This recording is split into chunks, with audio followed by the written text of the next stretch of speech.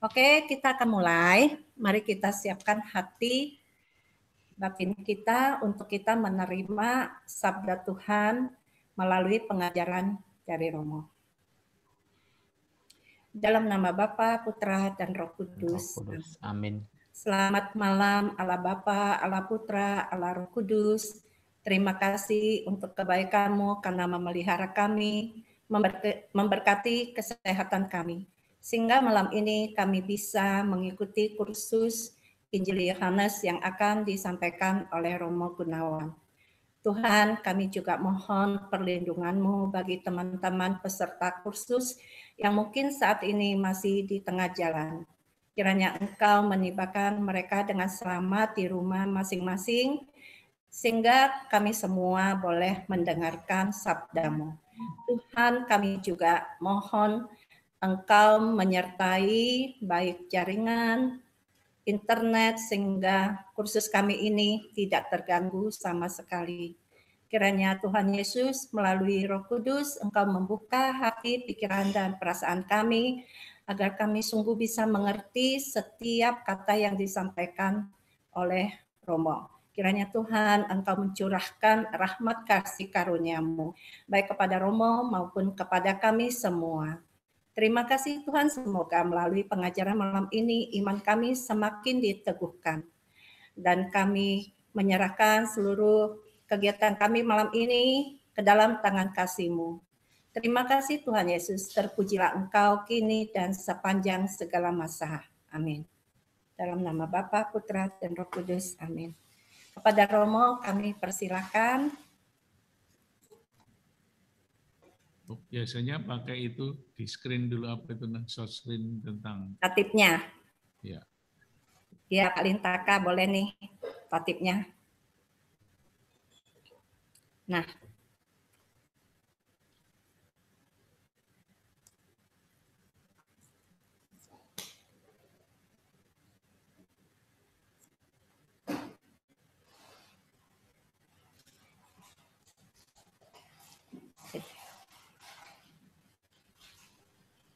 Jadi nanti Bapak Ibu yang bertanya bisa menyebutkan namanya, dari bab apa, ayat berapa, dan pertanyaannya apa. Jadi pertanyaan nanti fokus kepada apa yang disampaikan oleh Romo, yaitu Injil Yohanes bab 5 malam ini.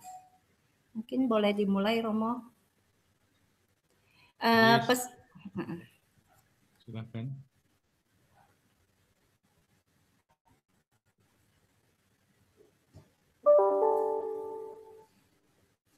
Tatipnya Pak.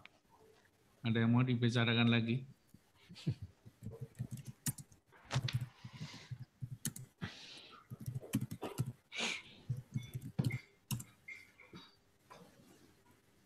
Bu Windy? Ya. Ada yang mau diomongin lagi? Tatipnya apa enggak? Oh, tatipnya harus Baca. dibacakan ya? Iya. Oke. Dari mana tatipnya? Ya. Maaf karena baru pertama jadi moderator ya. Nanti peserta untuk setiap pertemuan jam 7:15 itu udah bisa masuk, bisa menyapa. Dan untuk namanya itu tolong nama plus paroki atau lingkungan kalau parokinya Pulau Gebang. Dan sebelum pembelajaran dimulai, untuk mic dan video boleh on. Tapi selama pembelajaran mic-nya harus off, di mute. Video juga boleh off, itu supaya tidak terlalu berat. Peserta wajib berpakaian rapi dan dalam posisi duduk. Peserta harus menyiapkan kitab suci dalam bentuk buku ya. Jadi ketika Romo minta kita baca, kita sudah bisa langsung membuka Alkitab kita. Seperti itu ya, pertanyaan seperti tadi, nama, bab, ayat, dan pertanyaannya apa, singkat, padat, jelas. Oke, terima kasih. Demikian pengumumannya.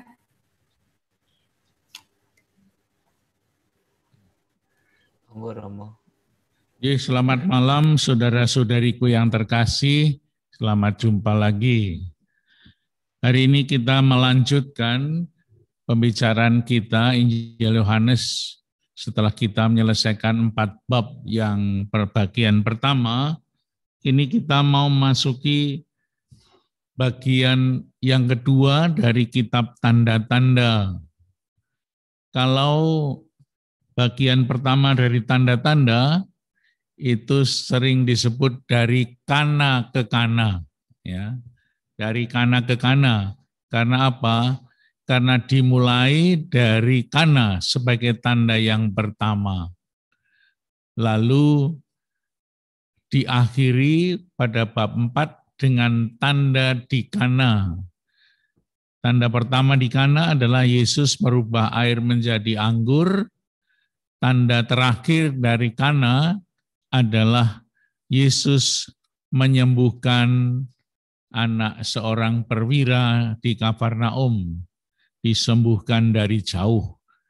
Peristiwa mukjizat atau tanda yang kedua itu juga dilaksanakan di Kana.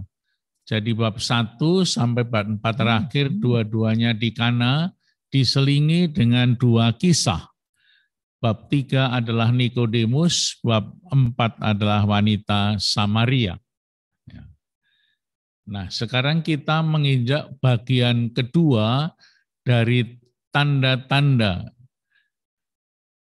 yaitu nanti kita bicarakan bab 5, itu tanda Yesus menyembuhkan orang yang sakit lumpuh sudah 38 tahun. Lalu tanda yang keempat itu adalah bab 6. Bab 6, Yesus merubah atau memperbanyak melipat gandakan 5 roti dan 2 ikan. Dan kemudian tanda keempat adalah Yesus yang berjalan di atas air. Bab ke-7 dan bab ke-8 di sana tidak ada tanda-tanda. Kemudian dilanjutkan dengan tanda dari bab 9. Ya. Bab 9 itu tentang mukjizat Yesus menyembuhkan orang buta. Nah, apa yang kita mau renungkan dari bab 5 sampai bab 10 itu bagian kedua dari kitab tanda, yakni Yesus dan pesta-pesta orang Yahudi, perayaan-perayaan orang Yahudi. Ya. Jadi bagian kedua dari bab 5 sampai bab 10. Bagian pertama bab 2 sampai bab 4. Dari bab 5 sampai bab 10 kita akan melihat tanda-tanda yang kedua, yaitu nanti penyembuhan orang lumpuh, pergandaan roti, Yesus berjalan di atas air, dan Yesus menyembuhkan orang buta. Disitulah ada 1, 2, 3, 4 mukjizat atau tanda yang dibuat oleh Yesus. Nah, saudara-saudara, apa yang terjadi selama pesta-pesta itu? Nanti pesta-pesta atau perayaan-perayaan orang Yahudi itu apa saja? Di bab 5 itu ada perayaan yang sering disebut perayaan hari Sabat. Ya. Bab 6 nanti perayaan Yesus menjelang pesta Paskah, perayaan Paskah. Lalu bab 7 itu nanti perayaan yang disebut perayaan Tabernakel atau sering disebut Pondok Daun, perayaan Pondok Daun, bab 7. Ya. Lalu nanti bab 9 itu juga tentang hari Sabat. Dan yang bab 10 nanti terakhir itu pesta Hanukah atau Canukah. Itu penyucian bait Allah, di mana di sana perayaan di mana orang-orang Yahudi atau orang Yerusalem merayakan penyucian ketika bait Allah itu dicemarkan oleh orang-orang Yunani yang menjajah Yerusalem. Sehingga ketika orang-orang Yunani itu keluar dan dikalahkan dalam zaman Makabi, akhirnya disucikanlah bait Allah itu kembali dan disterilkan. Orang-orang Yunani diusir, dikalahkan. Dan bait Allah kembali menjadi tempat ibadatnya orang-orang Yahudi. Nah, saudara-saudaraku terkasih, kita mulai dari bab 5 tentang kisah seorang yang lumpuh pada seluruh tubuhnya dan disembuhkan oleh Yesus di kolam Bethesda. Bethesda itu punya arti rumah belas kasihan. Mungkin sebentar kita akan melihat peta atau tempatnya itu di mana di Yerusalem. Kita mempunyai gambaran Yerusalem yang begitu kokoh dengan tembok-tembok yang tinggi. Dan di sana ada 8 pintu gerbang Yerusalem. Bagi yang sudah sering ke Yerusalem pasti bukan barang asing lagi. Nah, kolam Bethesda itu tidak jauh dari bait suci. Di sana ada pintu gerbang anak domba yang untuk memasuki sampai kepada kolam Bethesda. Kita melihat itu yang kotak besar itu adalah bait suci Yerusalem sebelum dihancurkan. Kita melihat pintu gerbang emas yang sering disebut Golden Gate. Nah, itu sekarang itu ditutup karena orang-orang zaman dahulu mengatakan bahwa Sang Mesias itu akan datang melalui pintu gerbang emas. Nah, karena apa? Karena ketika Yesus memasuki Yerusalem pada hari Minggu Palma, itu Yesus masuk lewat pintu ini. Dan dinubuatkan bahwa nanti pada akhir zaman, Yesus. Namun ketika orang-orang Turki itu menyerang Yerusalem, pintu ini ditutup karena menurut mereka tidak boleh Mesias masuk lagi. Maka ditutup sampai sekarang ini. Maka kalau kita masuk ke bait Allah, sekitar halaman bait Allah, kita akan melihat pintu ini sudah ditutup, ditablek pakai batu sehingga nggak boleh masuk. Lalu ada tulisan Lembah Kidron tadi di depannya. Lembah Kidron itu lembah antara Bukit Sion dan Bukit Zaitun. Ya, Bukit Zaitun itu yang ada di Yerusalem, tembok-tembok itu. Lalu Bukit Zaitun itu ada di seberangnya. Antara mereka ada lembah, namanya Lembah Kidron. Maka ketika kita baca Injil Yohanes, Yesus berada di Taman Zaitun, kemudian menyeberangnya Kidron, sungai Kidron untuk memasuki Yerusalem.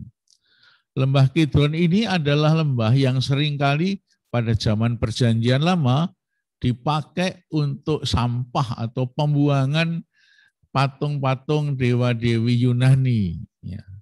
Sekarang ada kuburan di sekitar situ. Nah, disinilah di sebelah situ ada pintu gerbang domba.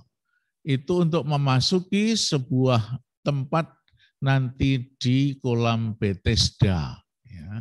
Di kolam Bethesda maju sedikit, lalu belok kanan, ada kolam Bethesda yang tidak jauh dari Yerusalem atau dari bait Allah.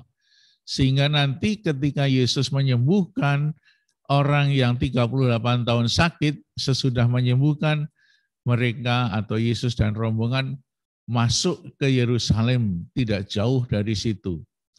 Kalau kita pernah ke sana, kita melihat juga sebuah gereja di dekat kolam Bethesda yang disebut Gereja Santa Ana. Masa kecil Bunda Maria bersama ibunya Santa Ana, rupa-rupanya ada di situ. Nah, itulah sekitar kolam Bethesda di tengah Yerusalem.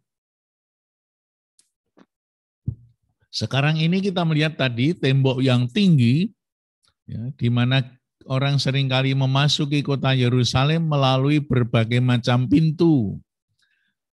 Yang paling dekat adalah pintu yang dekat dengan Bethesda adalah pintu domba. Di sana ada juga pintu Damaskus, ada pintu Golden Gate tadi, ada Stefanus, ada macam-macam.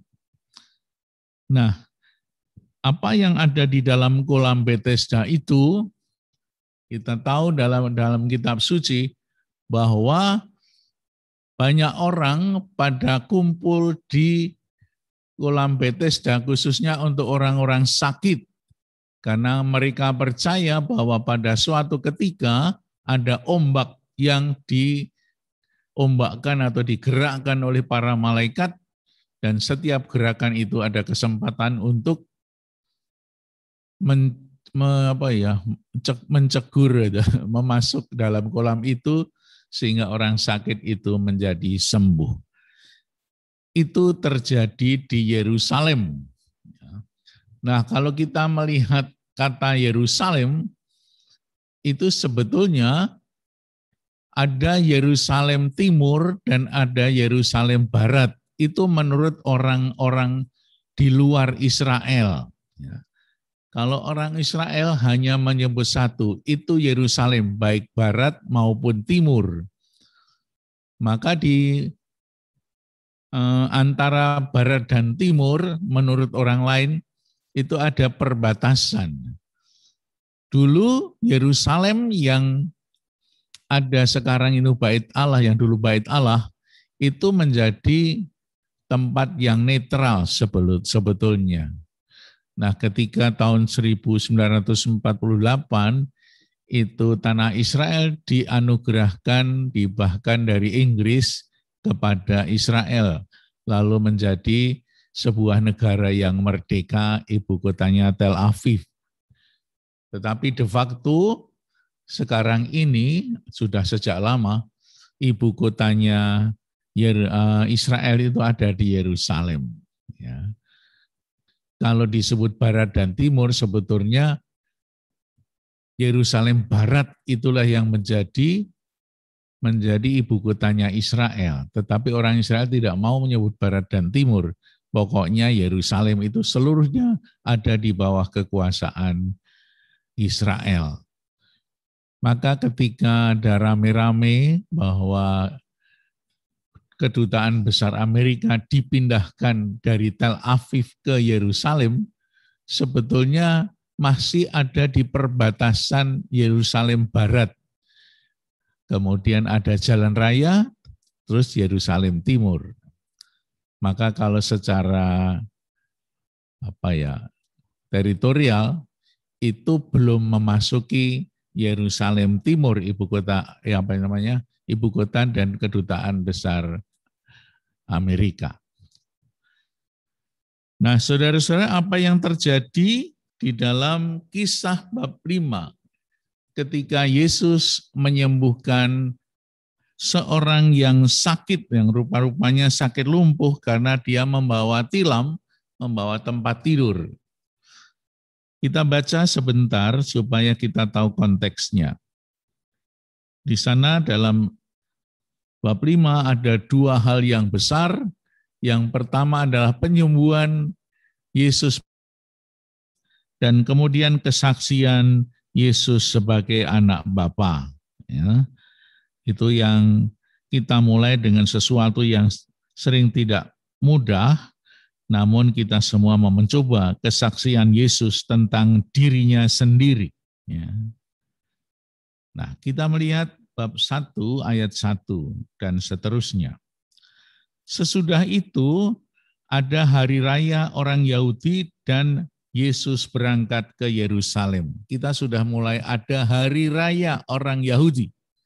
Hari raya apa? Di awal belum disebutkan. Nanti pada ayat 9 baru disebutkan ternyata hari raya Sabat. Karena apa? Sabat pada waktu itu menjadi sebuah hari raya besar yang harus dirayakan secara meriah atau secara diam. Dalam arti bahwa orang tidak boleh berbuat apa-apa atau tidak boleh bekerja pada hari Sabat. Nanti kita akan melihat di dalam Perjanjian Lama aturan hari Sabat itu seperti apa dan konsekuensinya apa ketika orang melanggar Sabat. Di Yerusalem dekat pintu gerbang domba, tadi kita lihat pintu gerbang domba, ada sebuah kolam yang dalam bahasa Ibrani disebut Betesda. Betesda artinya rumah belas kasih. Ada 5 serambinya. Dan di serambi-serambi itu berbaring sejumlah besar orang sakit, orang-orang buta, orang-orang timpang, dan orang-orang lumpuh yang menantikan goncangan air kolam itu. Sebab sewaktu-waktu turun malaikat Tuhan ke kolam itu, sewaktu-waktu turun malaikat Tuhan ke kolam itu dan menggoncangkan air itu, barang siapa yang terdahulu masuk ke dalamnya sesudah goncangan air itu, pasti menjadi sembuh apapun juga penyakitnya. Di situ ada seorang yang sudah 38 tahun lamanya sakit.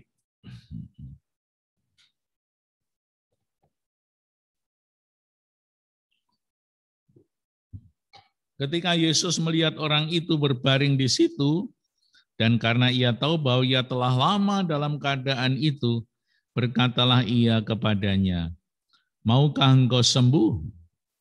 Jawab orang sakit itu kepadanya, "Tuhan, tidak ada orang yang menurunkan aku ke dalam kolam apabila air mulai goncang.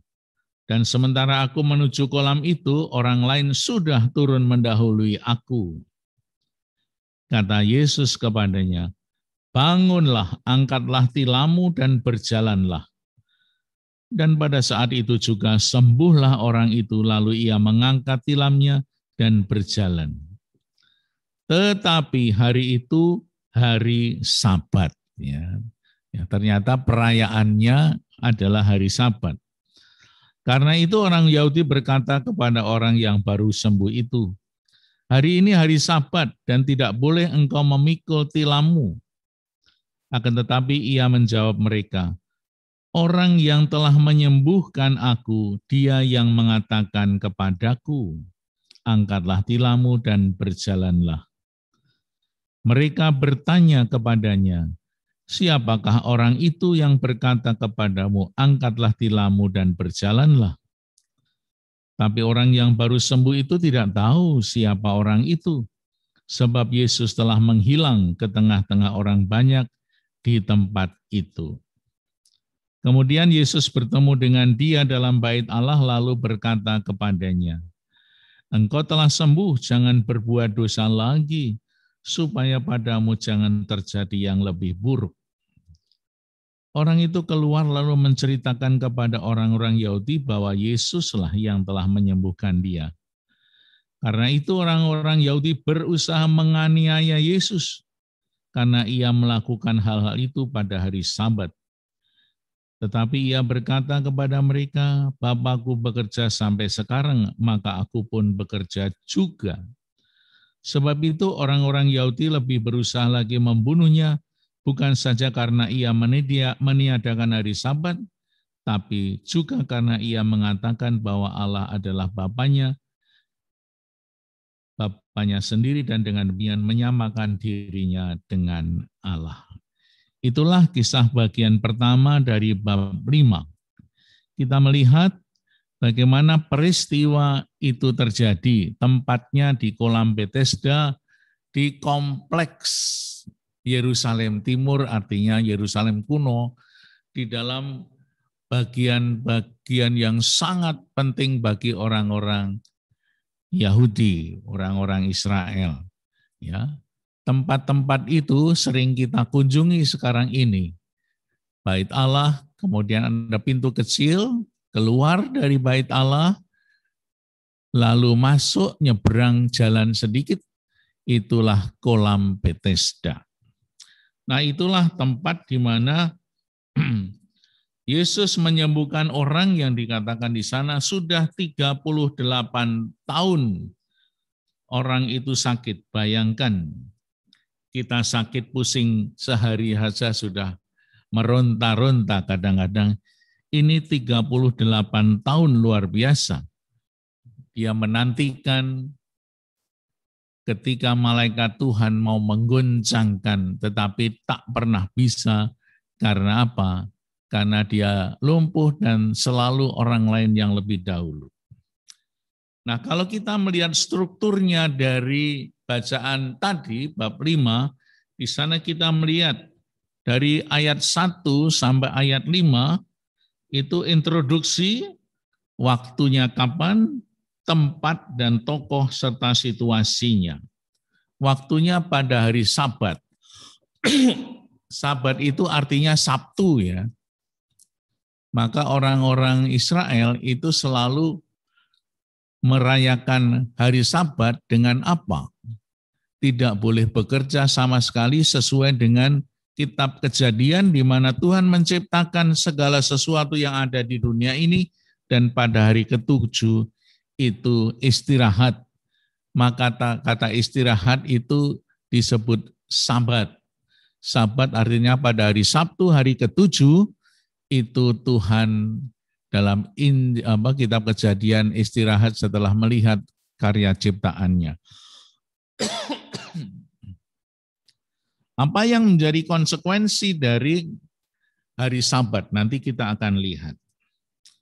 Lalu bagian yang kedua, ayat 6-9a tadi yang kita baca adalah penyembuhan. Yesus menyembuhkan orang sakit tadi. Lalu bab 9 sampai bab 13 itu terjadi sebuah boleh dikatakan skandal orang sakit dan orang-orang Yahudi. Ketika orang sakit itu disembuhkan, dia tidak tahu siapa yang menyembuhkan dan terjadi pertanyaan besar, siapakah yang menyembuhkan? Karena ini hari Sabat, tidak boleh kamu memikul tilamnya. Memikul tilamnya berarti sebuah perubahan besar, perubahan total. Biasanya orang itu dibawa oleh tilam, sekarang ini tempat dia tidur itu dibawa oleh dia. Ini menunjukkan sebuah kemuliaan Allah, satu perubahan total drastis yang ada dan dialami orang yang sakit itu ketika menjadi sembuh. Lalu peristiwa itu terjadi pada hari Sabat. Di dalam ayat 14, Yesus berpesan kepada orang sakit. Yesus dan orang sakit itu, jangan berbuat dosa lagi, supaya tidak terjadi hal yang lebih buruk. Lalu akhirnya ditutup dengan tindakan Yesus. Yesus, orang sakit, dan orang Yahudi berkumpul di situ, dan mengatakan alasan mengapa Yesus menyembuhkan pada hari Sabat, yakni karena Allah Bapa tidak pernah istirahat, tapi selalu bekerja juga. Maka aku bekerja juga karena Bapakku bekerja. Mengapa bekerja? Nanti kita melihat dalam peristiwa-peristiwa kalau kita dibandingkan pada hari Sabat dengan Injil yang lain. Nah, coba kita melihat apa konsekuensi dalam Perjanjian Lama ketika orang melanggar hari Sabat.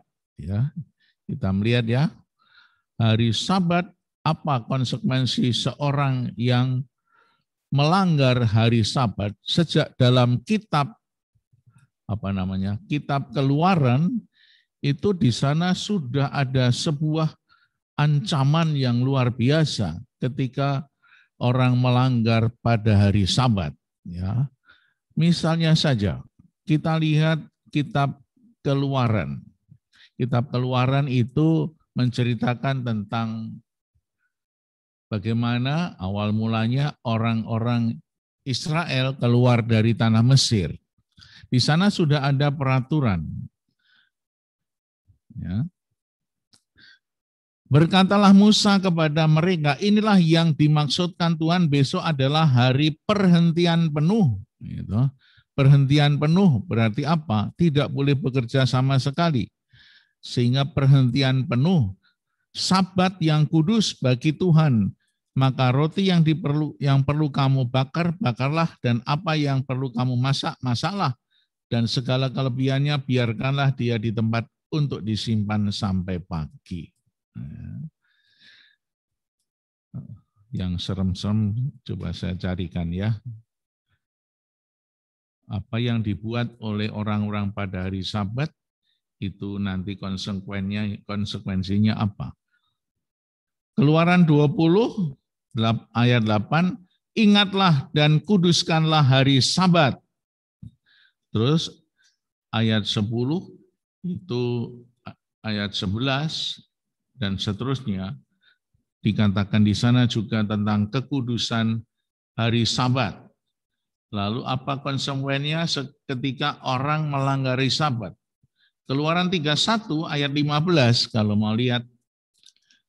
6 hari lamanya boleh dilakukan pekerjaan, tetapi pada hari yang ke-7 haruslah ada Sabat, hari perhentian penuh, hari kudus bagi Tuhan.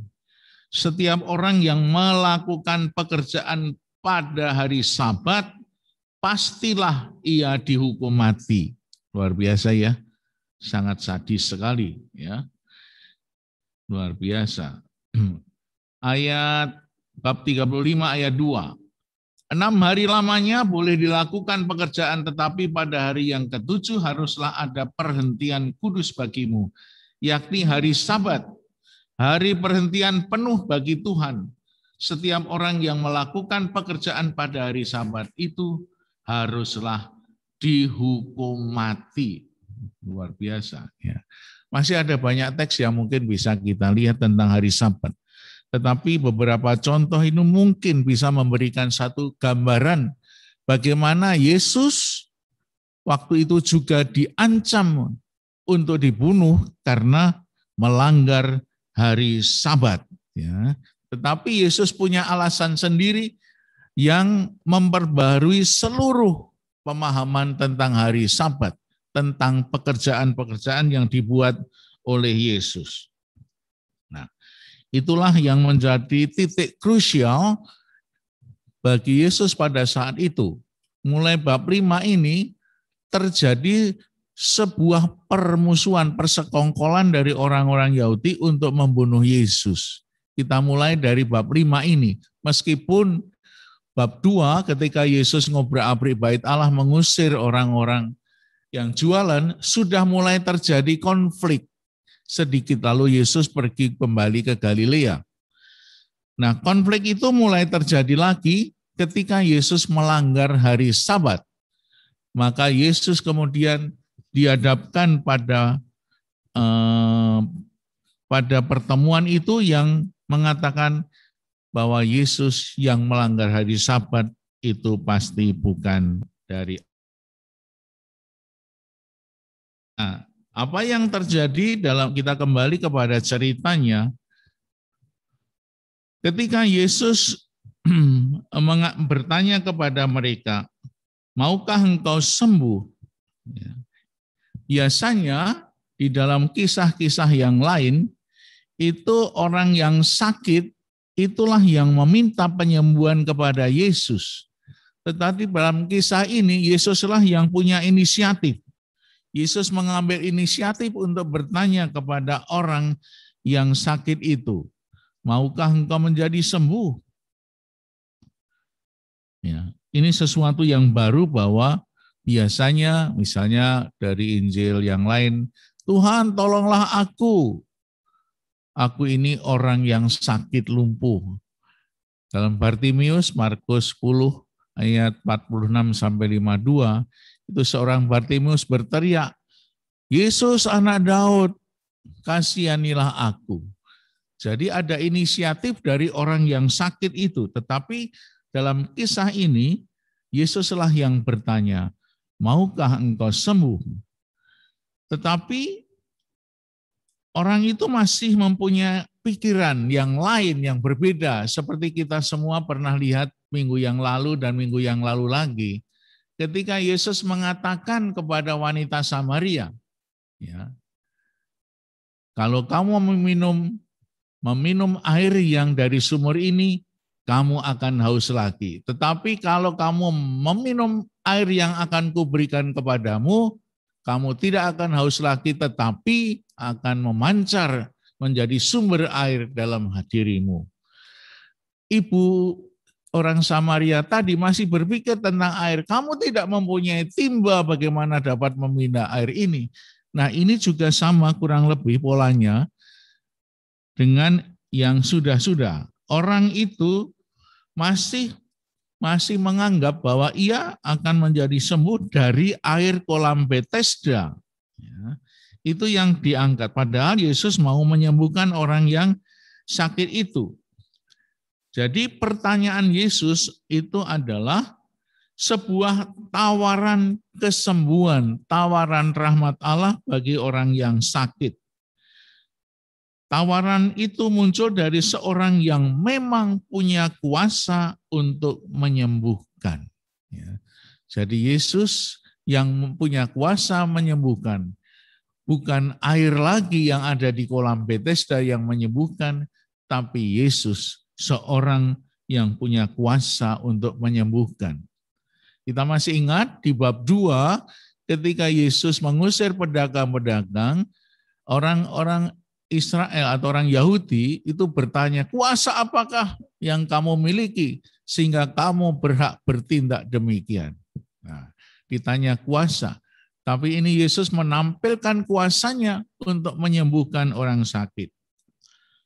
Mungkin orang yang sakit tadi masih berpikir tentang penyembuhan air kolam Bethesda. Oleh karena itu ia menjawabnya apa?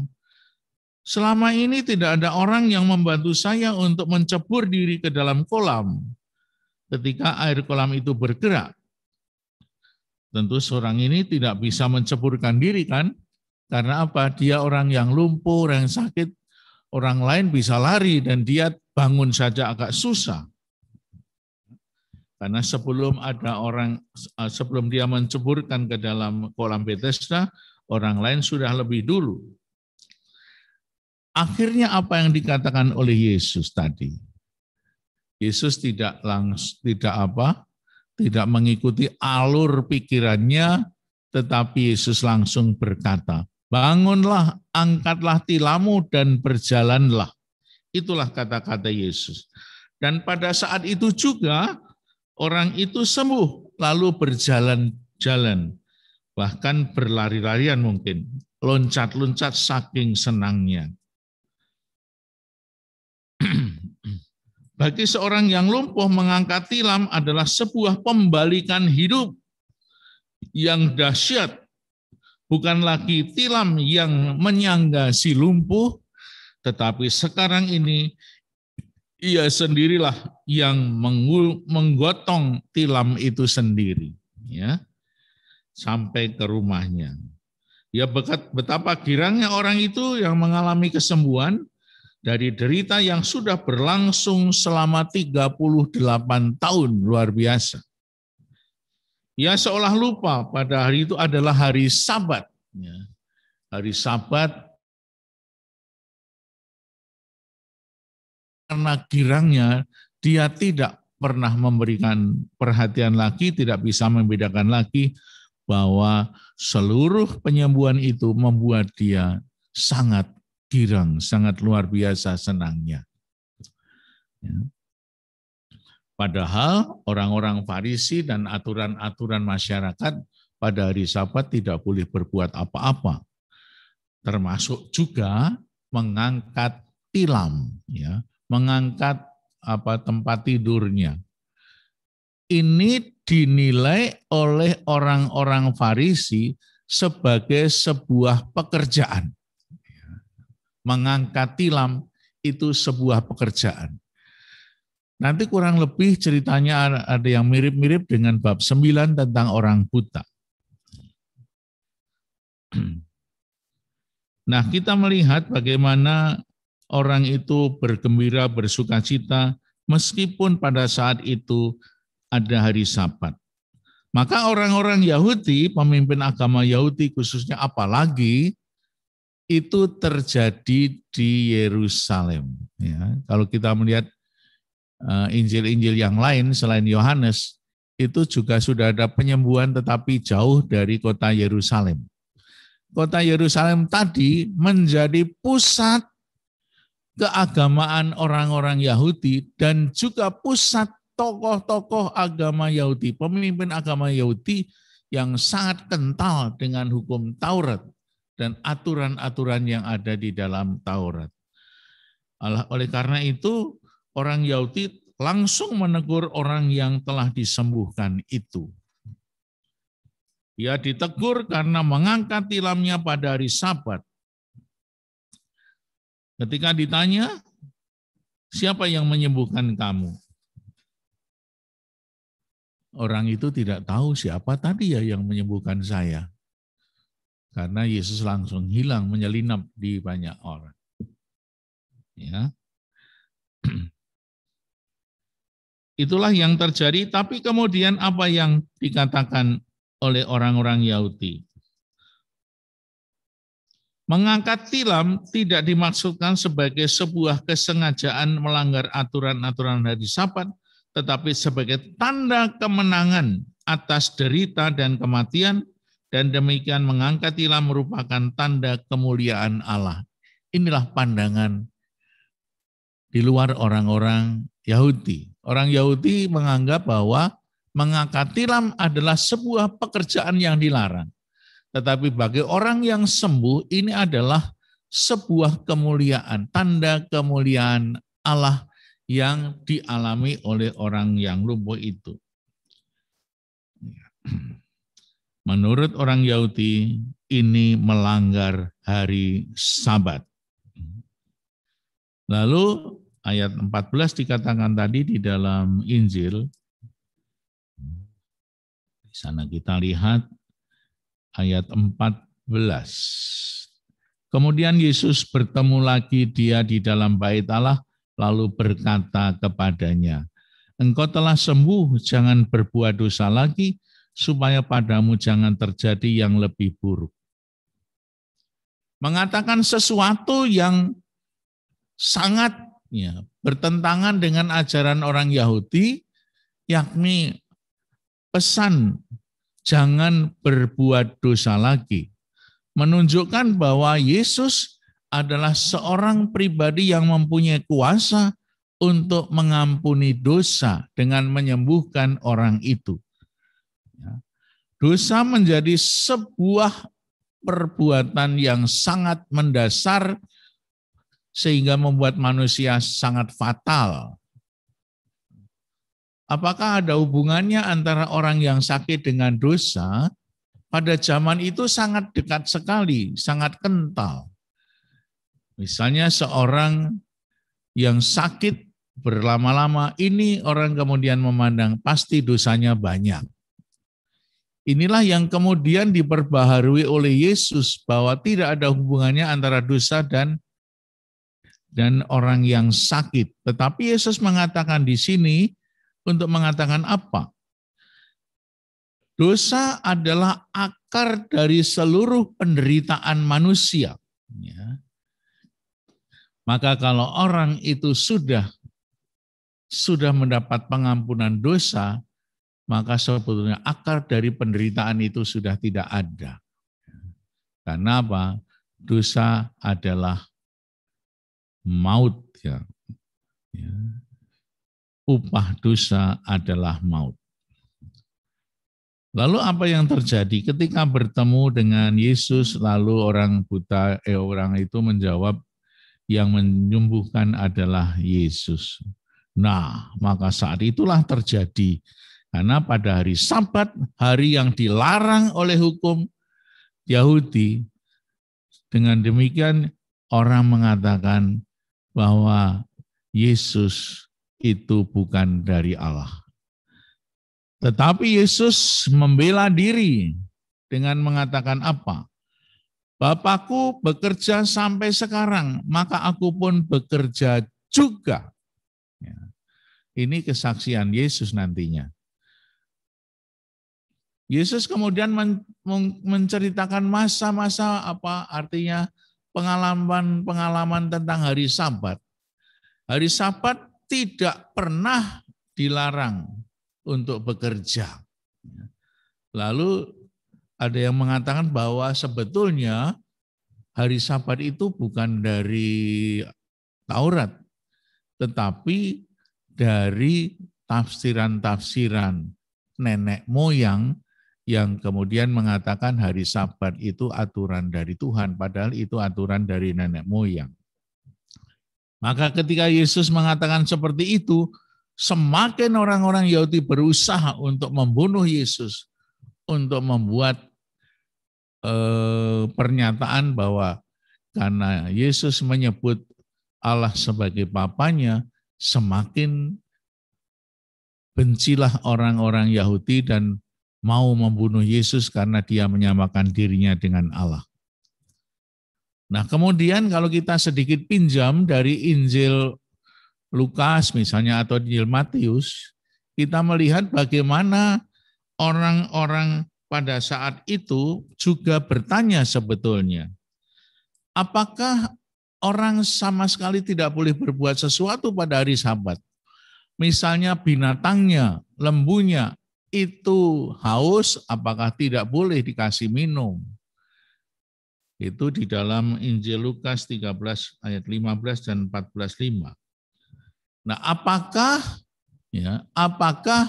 kalau ada orang mati pada hari Sabat, lalu didiamkan saja? Kalau ada seorang ibu yang melahirkan pada hari Sabat, ditolong apa enggak? Itu tidak termasuk larangan atau masih termasuk larangan? Jadi masih banyak kontroversial yang tidak bisa dijawab oleh orang-orang Farisi sebetulnya ketika Yesus bertanya. Dan di dalam Injil Matius, bab 12 ayat 8, Yesus mengatakan bahwa anak manusia adalah Tuhan hari Sabat. Ya.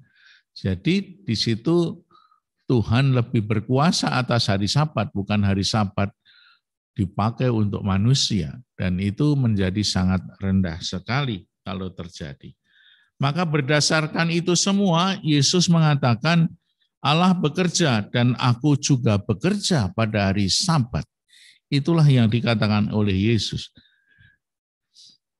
Maka ketika Yesus menyebutkan Allah Bapa sebagai Bapanya, maka dia menyamakan diri dengan Allah. Itulah yang membuat kontroversial. Itulah titik kontras antara Yesus dengan orang-orang Yahudi. Dan pada saat itulah dimulai lebih besar dan lebih tampak lagi bagaimana penolakan orang-orang Yahudi terhadap Yesus sangat kentara dan sangat jelas sekali. Sehingga permusuhan itu mulai dikobarkan oleh orang Yahudi dan mulai saat itulah terjadi konflik yang semakin terbuka dalam diri orang Israel atau orang Yahudi dengan Yesus. Itulah bagian yang pertama.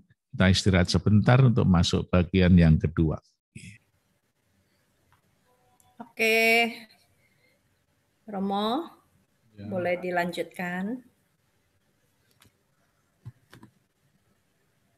Terima kasih. Itu bagian pertama dari bab 5. Ada dua hal yang kita garis bawahi. Yang pertama, Yesus menyembuhkan pada hari Sabat.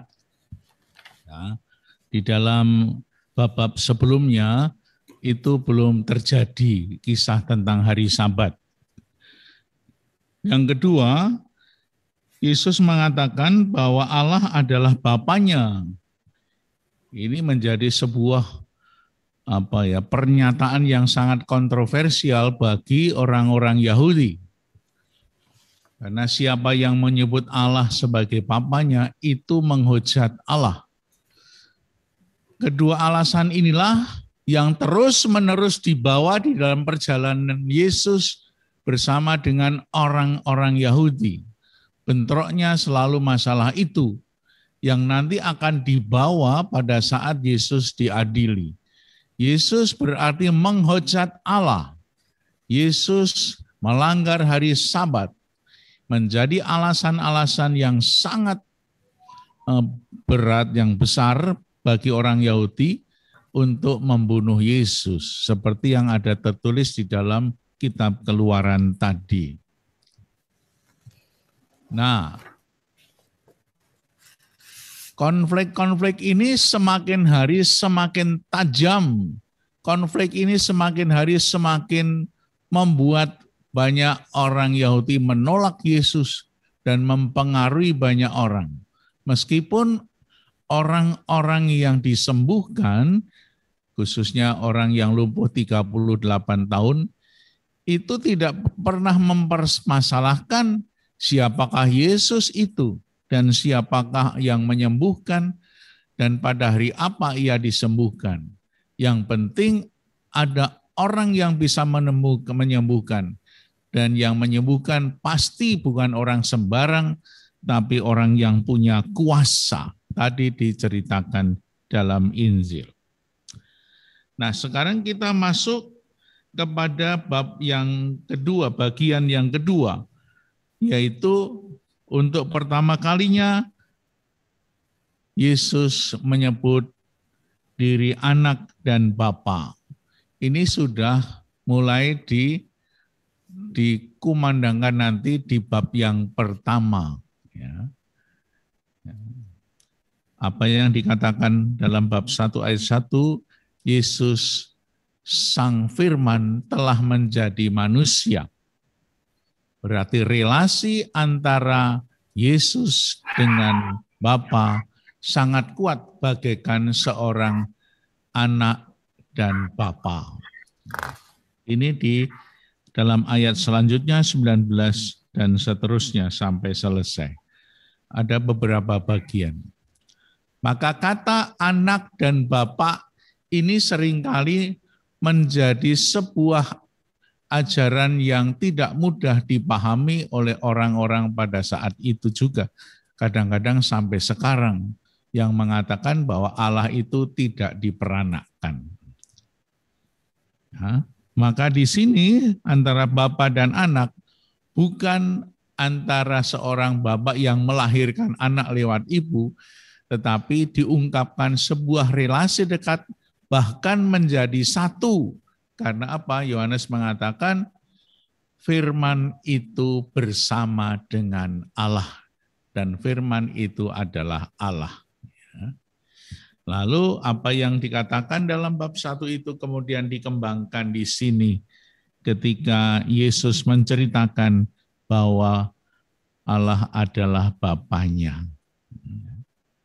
Kita melihat bab 5 ayat 19 dan seterusnya.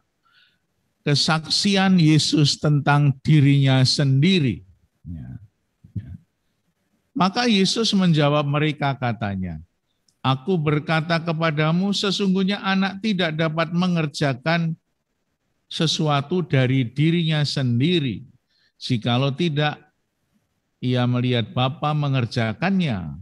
Sebab apa yang dikerjakan Bapa itu juga yang dikerjakan anak. Ya, kita masih ingat ketika bab 4 kemarin, ketika murid-murid Yesus datang ke sumur Yakub sesudah membeli makanan, membeli roti, lalu mau diberikan kepada Yesus, Yesus mengatakan apa? Makananku adalah melaksanakan pekerjaan Bapa. Itu kalau nggak salah bab 4 ayat 34. Dikatakan di sana seperti itu. Coba kita lihat bab 4 ayat 34. Ketika para murid itu datang kepada Yesus di sumur Yakub. Kata Yesus kepadanya, makananku ialah melakukan kehendak Dia yang mengutus aku dan menyelesaikan pekerjaannya. Itulah kata-kata Yesus yang pernah diucapkan dalam perjumpaan di bab 4 dengan murid-muridnya sesudah orang Samaria itu meninggalkan sumur itu. Ya. Jadi ini sudah dikatakan dan sekarang ini semakin diperdalam lagi Dan dinyatakan yang tadinya hanya di depan para murid, sekarang terang-terangan di depan orang-orang Yahudi, khususnya para pemimpin agama Yahudi. Ya.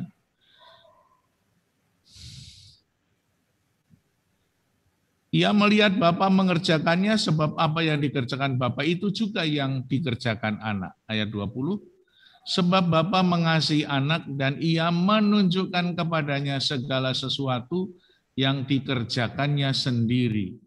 Bahkan ia akan menunjukkan kepadanya pekerjaan-pekerjaan yang lebih besar daripada pekerjaan-pekerjaan itu, sehingga kamu menjadi heran. Sebab sama seperti Bapa membangkitkan orang-orang mati dan menghidupkannya, demikian juga anak menghidupkan barang siapa yang dikehendakinya. Bapa tidak menghakimi siapapun, melainkan telah mengerjakan penghakiman itu seluruhnya kepada anak. Menyerahkan penghakiman itu, supaya semua orang menghormati anak sama seperti mereka menghormati Bapa. Barang siapa tidak menghormati anak, ia juga tidak menghormati Bapa yang mengutus dia. Aku berkata kepadamu, sesungguhnya barang siapa mendengar perkataanku dan percaya kepada dia yang mengutus aku, ia mempunyai hidup yang kekal dan tidak turut dihukum, sebab ia sudah pindah dari dalam maut ke dalam hidup. Aku berkata kepadamu, sesungguhnya saatnya akan datang dan tiba dan sudah tiba saatnya orang-orang mati akan mendengar suara Anak Allah, dan mereka akan mendengar, yang mendengarnya akan hidup. Sebab sama seperti Bapa mempunyai hidup dalam dirinya sendiri, demikian juga diberikannya anak mempunyai hidup dalam dirinya. Dan telah memberikan kuasa kepadanya untuk menghakimi karena ia adalah anak manusia.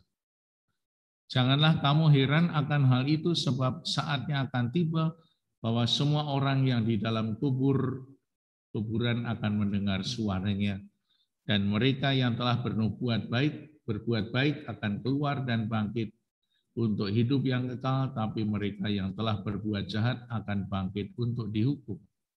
Aku tidak dapat berbuat apa-apa dari diriku sendiri.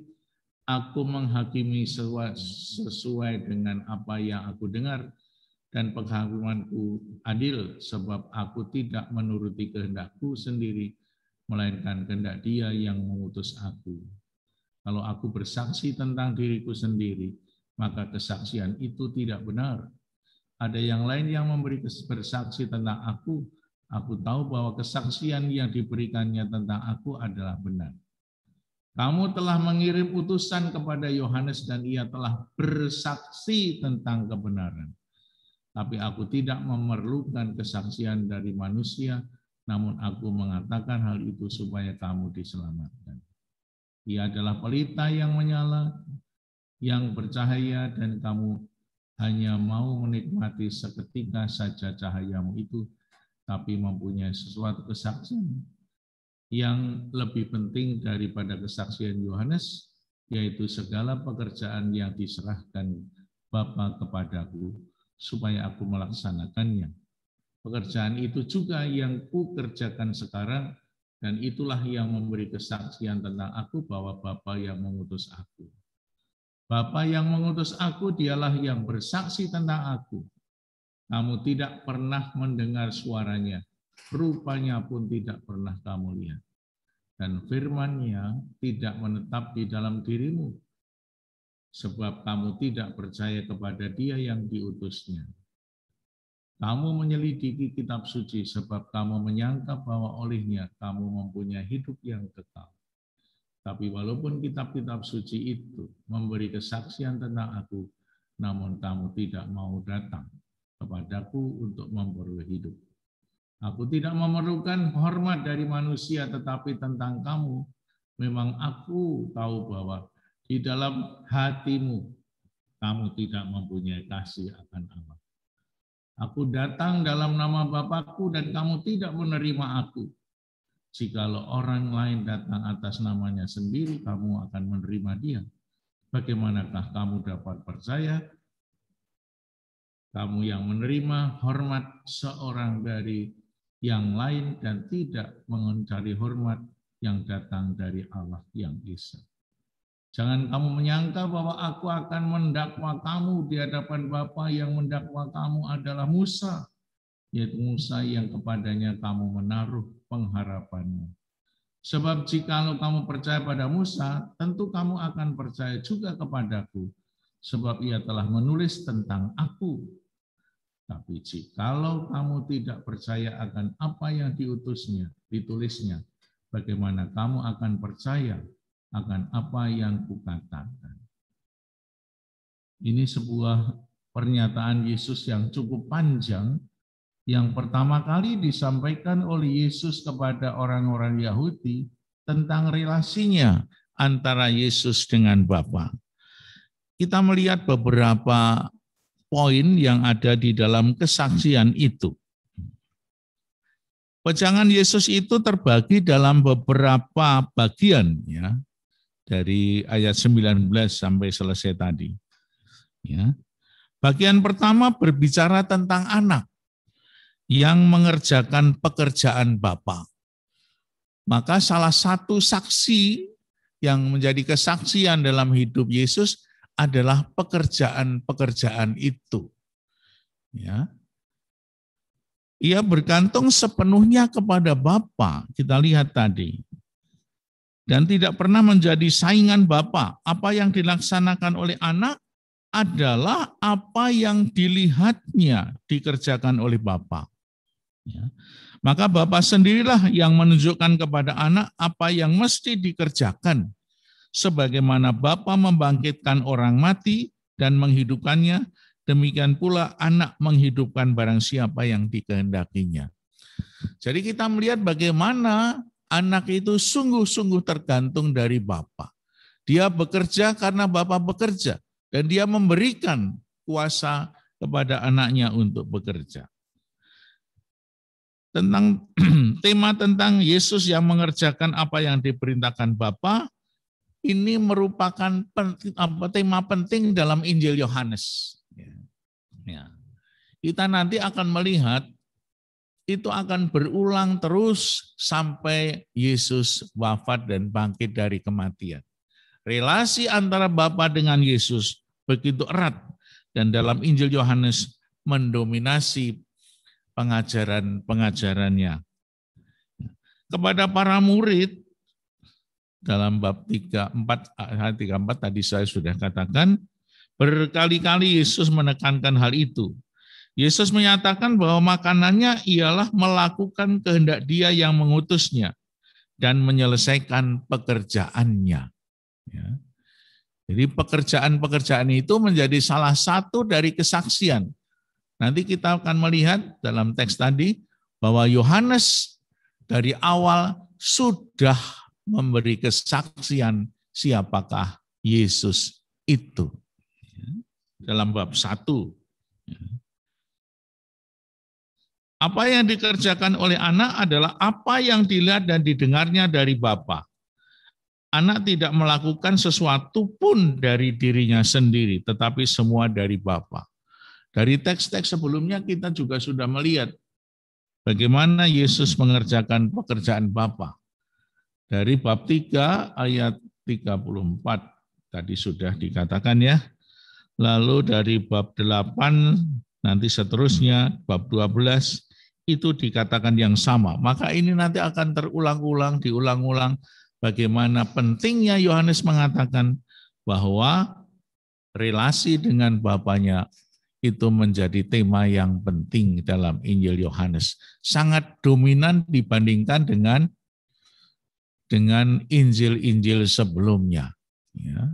Maka ketika saya melihat di dalam Injil Matius bab 11 ayat 25 sampai 30, di sana dikatakan antara Bapa dan anak kemungkinan besar itu dipengaruhi oleh tema Injil Yohanes ini, ya, yang sudah ada di dalam tradisi gereja. Dan bahkan Injil Yohanes atau Yohanes Pembaptis itu mengatakan, aku dan Bapa adalah satu, Dan Yohanes Pembaptis dalam bab 3 ayat 30 mengatakan, biarlah dia yang menjadi besar dan aku semakin kecil. Ya.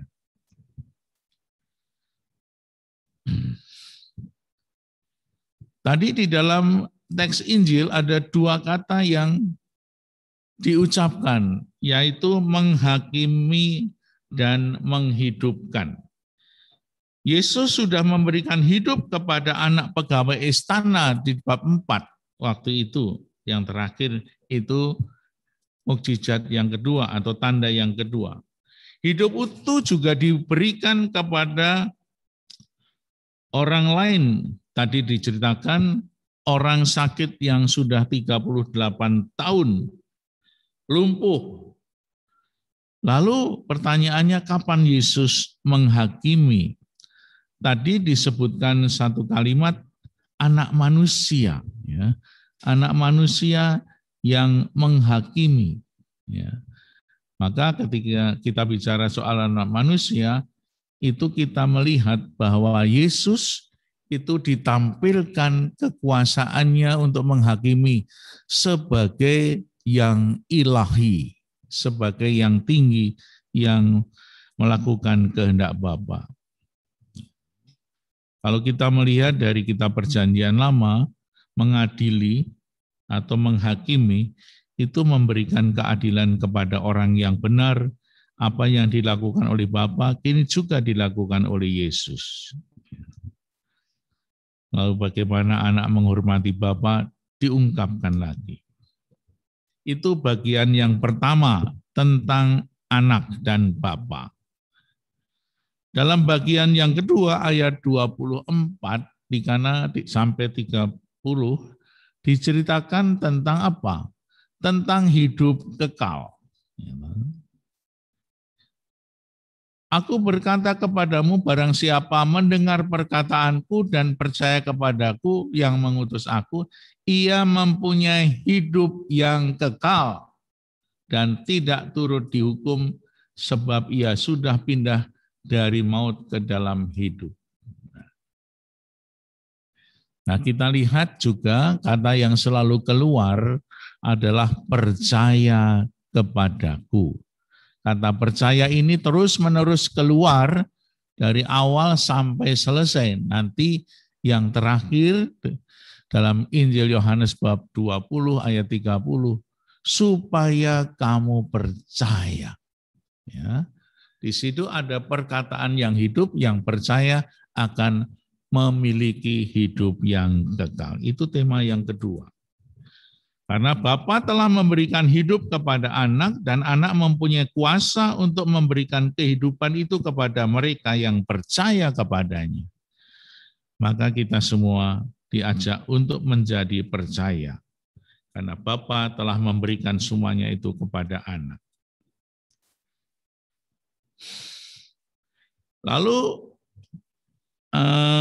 yang berikutnya mulai ayat 1 sampai 31 sampai 40 di sana dikatakan ada kesaksian.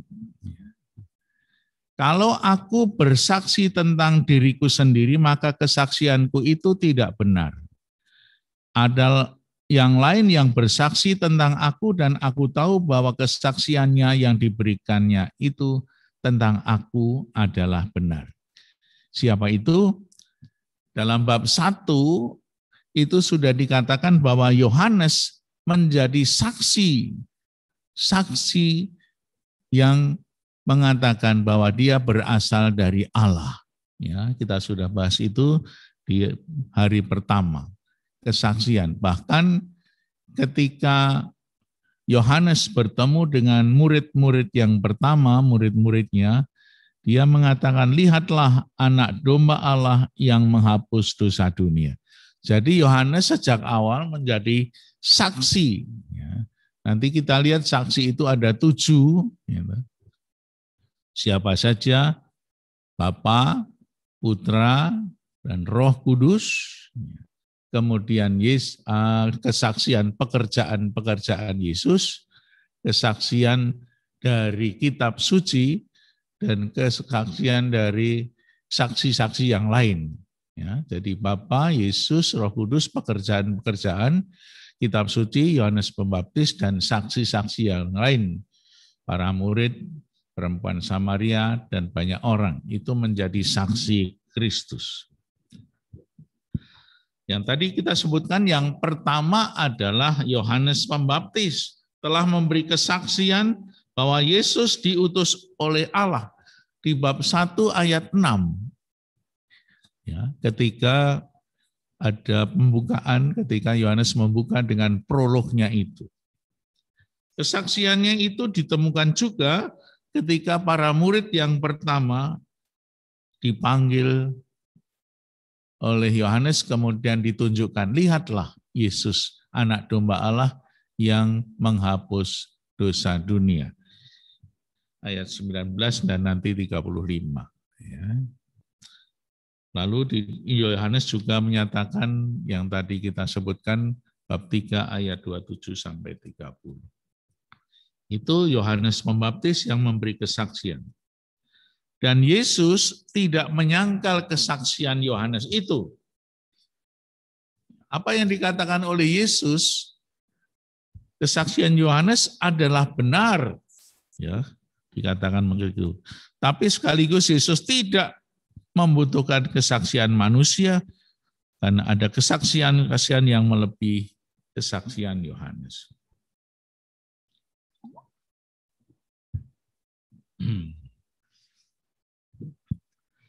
Yang kedua, setelah saksi pertama Yohanes Pembaptis, yang kedua adalah pekerjaan-pekerjaan yang diserahkan Bapa kepadaku.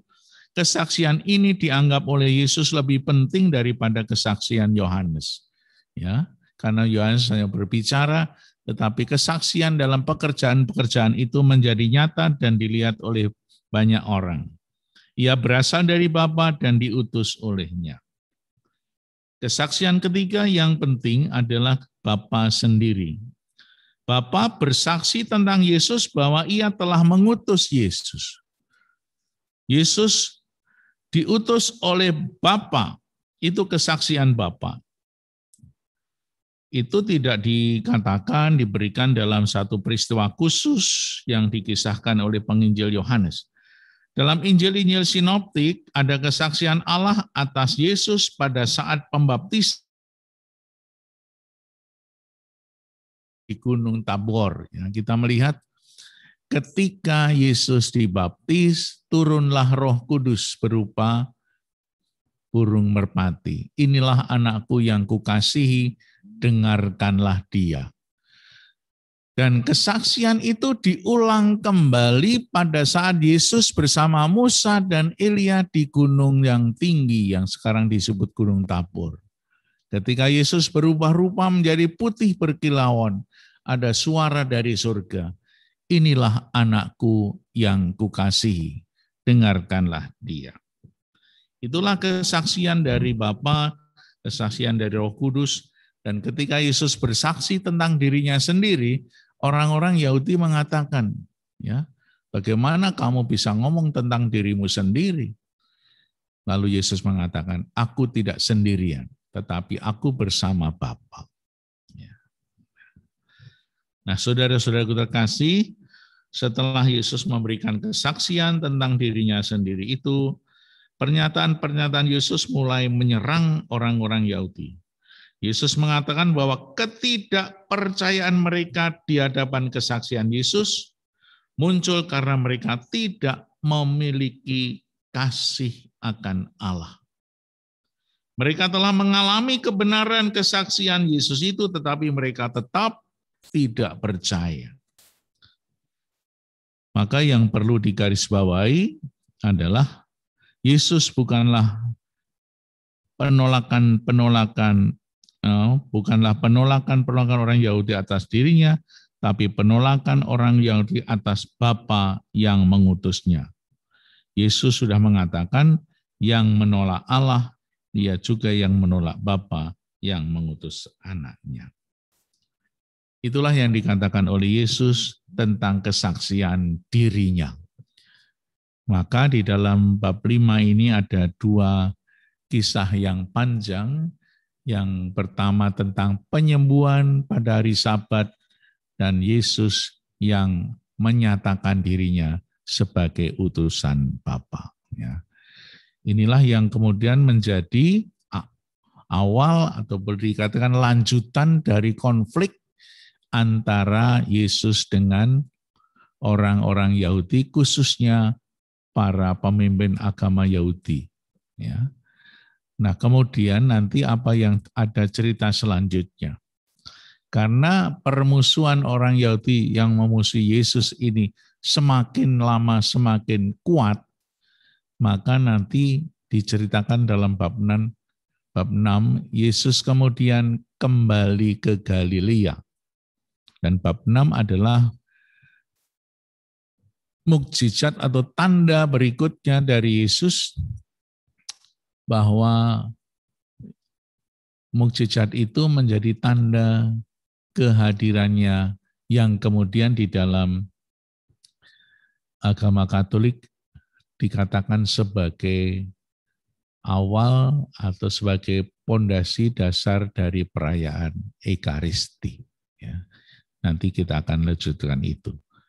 Ada orang yang mengatakan Yesus sudah mulai diancam secara serius oleh orang-orang Yahudi yang nanti berpuncak pada ancaman penyaliban.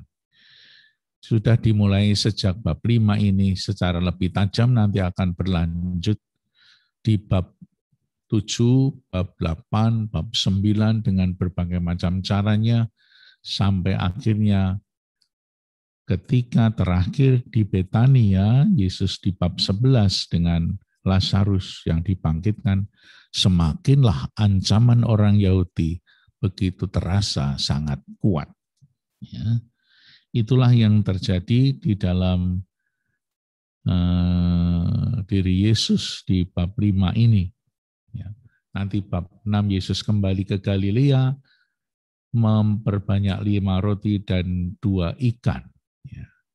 Dan rupa-rupanya nanti bab 6 itu menjadi peristiwa terakhir di Galilea, yang kemudian Yesus kembali ke Yerusalem untuk merayakan peristiwa perayaan Pondok Daun.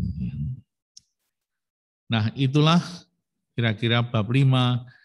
Pertemuan pada malam hari ini akan kita tutup dengan doa dan nanti mohon berkat dari Romo.